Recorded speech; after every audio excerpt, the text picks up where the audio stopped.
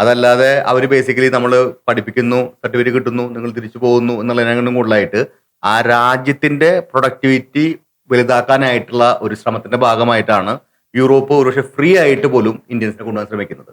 അപ്പം അവരവിടെ കൊടുക്കുന്ന എഡ്യൂക്കേഷൻ ബേസിക്കലി അവർക്ക് അതിന്റെ പ്രാക്ടിക്കൽ ആയിട്ടുള്ള ഇംപ്ലിക്കേഷൻ കൂടി വേണം. അപ്പോൾ അവർ സിലബസ് തീരുമാനിക്കുന്ന സമയത്ത് തന്നെ അവർ ഇൻഡസ്ട്രി എക്സ്പേർട്സിനെയും കൂടി ഡിസ്കസ് ചെയ്തിട്ടാണ് അവരതിന് സിലബസ് പ്രിപ്പയർ ചെയ്യുന്നത്.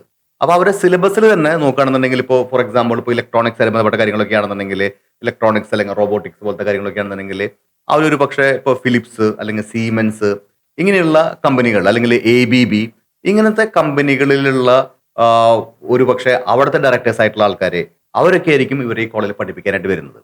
കാരണം യൂറോപ്പിൽ ബേസിക്കലി പറഞ്ഞ പോലെ പ്രൊഫസേഴ്സിന് പ്രൈവറ്റ് കമ്പനികളിലും വർക്ക് ചെയ്യാനായിട്ടുള്ള ഓപ്ഷൻസ് ഉണ്ട്. So they be like employee of that certain company and they be like teaching also. So what happens, അവരുടെ പഠിപ്പിക്കുന്ന കാര്യങ്ങൾ ബേസിക്കലി ആ കമ്പനിയിൽ നടന്നുകൊണ്ടിരിക്കുന്ന കാര്യങ്ങളാണ്, അല്ലെങ്കിൽ ആ കമ്പനിക്ക് ആവശ്യമുള്ള കാര്യങ്ങളാണ്, ആ ഇൻഡസ്ട്രിക്ക് ആവശ്യമുള്ള കാര്യങ്ങളാണ്. അപ്പൊ എന്താ അതിന്റെ ഇമ്പാക്ട് എന്ന് പറഞ്ഞെങ്കിൽ ഈ കുട്ടികൾ ഇത് പഠിച്ചു കഴിഞ്ഞ സമയത്ത് അവർ ഇൻഡസ്ട്രി റെഡിയാണ്. അപ്പം അവര് ഒരു പക്ഷേ കുറെ തിയറികൾ പഠിച്ചിട്ട് അവർ കോളേജിൽ നിന്ന് പുറത്തിറങ്ങുന്ന സമയത്ത് ജോലി അന്വേഷിക്കുന്ന സമയത്ത് ജോലി കിട്ടാതിരിക്കാനുള്ള പ്രശ്നങ്ങൾ ഉദിക്കുന്നില്ല. കാരണം ജോലിക്ക് എന്താണ് ആവശ്യമുള്ളത് ആ സാധനങ്ങളാണ് അവരെ കോളേജിൽ പഠിപ്പിച്ചിട്ടുള്ളത്. അപ്പം ഈ യൂണിവേഴ്സിറ്റികളിൽ നമുക്ക് നല്ല തരത്തിലുള്ള ഒരു എഡ്യൂക്കേഷൻ കൊടുക്കുന്നുണ്ട്. അപ്പൊ ഞാനത് പലപ്പോഴും ഇവരുടെ കരിക്കുലംസ് അവരുടെ സിലബസ് ഒക്കെ നോക്കുന്ന സമയത്ത് ഒരു 3 പാർട്ടായിട്ടാണ് ഒരു സിലബസ് ഞാൻ കാണുന്നത്. അതിൽ ഒരു ഫസ്റ്റ് പാർട്ട് എന്ന് പറയുന്നത് അവർക്കുള്ള ഒരു ബേസിക് എഡ്യൂക്കേഷൻ. ഇപ്പൊ ഞാൻ നേരത്തെ സൂചിപ്പിച്ച ഇലക്ട്രോണിക്സിന്റെ രംഗങ്ങളാണെങ്കിൽ ഇലക്ട്രോണിക്സിന്റെ ബേസിക് ആയിട്ടുള്ള കാര്യങ്ങൾ, ഇപ്പം ഈ പുതിയതായിട്ട് വരുന്ന ഈ ക്വാണ്ടം മെക്കാനിക്സ് ഇങ്ങനത്തെ കാര്യങ്ങളൊക്കെയാണ് പുതിയ. ഇപ്പോൾ നമ്മൾ ചൈനയിൽ നിന്ന് കണ്ടമാനം പ്രൊഡക്റ്റുകൾ വരുന്നുണ്ട്. ഇതിന്റെയൊക്കെ ബേസിക്സ് എന്ന് പറഞ്ഞെങ്കിൽ ഈ ക്വാണ്ടം ഫിസിക്സ് ആണ്, ഇലക്ട്രോണിക്സിനെ മാറ്റി മറിച്ചിട്ടുള്ള കാര്യങ്ങളാണ്. ഇതിന്റെ ബേസിക്സ് എന്തായാലും അറിഞ്ഞിരിക്കണം. ഓക്കെ, അപ്പോൾ ഈ ബേസിക്സ് ഒരിക്കൽ കുട്ടികൾ ക്ലിയർ ആയി കഴിഞ്ഞ് കഴിഞ്ഞാൽ ദെൻ നെക്സ്റ്റ് പാർട്ട് എന്ന് പറയുന്നത് ഇതിന്റെ what is happening right now. ഇപ്പം ഞാൻ നേരത്തെ പറയാം ഇൻഡസ്ട്രിയിൽ എങ്ങനെയാണ് വർക്ക് നടക്കുന്നത്, അതിനവർ ഉപയോഗിക്കുന്ന ടെക്നോളജി എന്താണ്, ഈ ടെക്നോളജി വെച്ചിട്ട് പ്രാക്ടിക്കലായിട്ട് അവർക്ക് മനസ്സിലാവുകയാണ് ചെയ്യുന്നത്. അപ്പം എന്തൊക്കെയാണ് ഇപ്പോൾ ഫിലിപ്സിന്റെ കമ്പനി ആണെന്നുണ്ടെങ്കിൽ ആ ഫിലിപ്സിന്റെ കമ്പനിയിൽ പോയിട്ട് അവർ ലൈറ്റിങ്ങിന്റെ മെക്കാനിസംസ് എങ്ങനെയാണ് ഉണ്ടാക്കുന്നത്, എന്തൊക്കെ ടെക്നോളജിയാണ് ഉപയോഗിക്കുന്നത് എന്നുള്ള കാര്യങ്ങൾ അവർക്ക് പ്രാക്ടിക്കലായിട്ട് മനസ്സിലാവുന്നു. They are ready for that industry. Like once they complete the course അവർക്ക് ഇൻഡസ്ട്രി പോയിട്ട് വർക്ക് ചെയ്യാനുള്ള ഒരു റെഡിനെസ് കിട്ടുക ചെയ്യുന്നത്. ഇനി മൂന്നാമത്തെ പാർട്ട് എന്ന് പറയുമ്പോൾ what is happening after 5 years time, അല്ലെങ്കിൽ ഒരു 10 വർഷം കഴിയുമ്പോൾ ഈ ഇൻഡസ്ട്രി എങ്ങനെയായിരിക്കും, എന്തൊക്കെ ടെക്നോളജികൾ ഡെവലപ്പ് ചെയ്ത് വരുന്നുണ്ടായിരിക്കുക, അതിനെ പറ്റിയിട്ടും കൂടി 3rd സെമസ്റ്ററിലോട്ട് പഠിപ്പിച്ചു വെക്കുന്നുണ്ട്. സെമസ്റ്ററല്ല 3rd പാർട്ടിൽ പഠിപ്പിച്ചു വെക്കുന്നുണ്ട്. സോ അവര് ബേസിൽ കംപ്ലീറ്റ് പാക്കേജ് ആയിട്ടാണ് യൂണിവേഴ്സിറ്റിയിൽ നിന്ന് ഇറങ്ങുന്നത്. അവർ ഇൻഡസ്ട്രി റെഡിയാണ്, അവരെ റിക്രൂട്ട് ചെയ്യാനായിട്ട് കമ്പനികളും റെഡിയാണ്.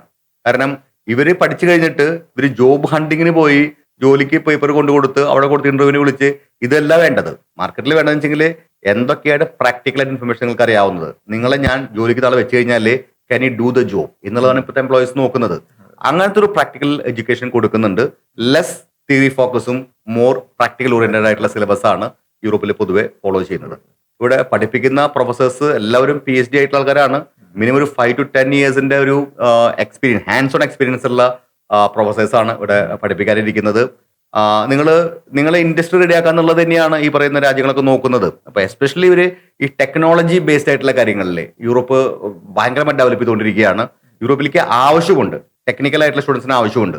അതുകൊണ്ട് തന്നെ അത് യൂറോപ്പിലത്തെ ഏത് രാജ്യം ആയിക്കോട്ടെ, ഇപ്പോൾ നമ്മളിപ്പോൾ ജർമ്മനിയുടെ കേസ് നമ്മൾ പറയുന്നു, അല്ലെങ്കിൽ സ്വീഡന്റെ കേസ് പറയുന്നു, അല്ലെങ്കിൽ നമ്മൾ Slovenia, Slovakia, check republic, Poland, ഈ രാജ്യങ്ങളിലൊക്കെ ടെക്നിക്സ് അല്ലെങ്കിൽ ഈ ടെക്നീഷ്യൻസിനെ അല്ലെങ്കിൽ ഈ പറയുന്ന നമ്മൾ പറയുന്ന ഒരു മാനേജ്മെന്റ് പഠനത്തെക്കാൾ ഉപരിയായിട്ട് they need people with technology.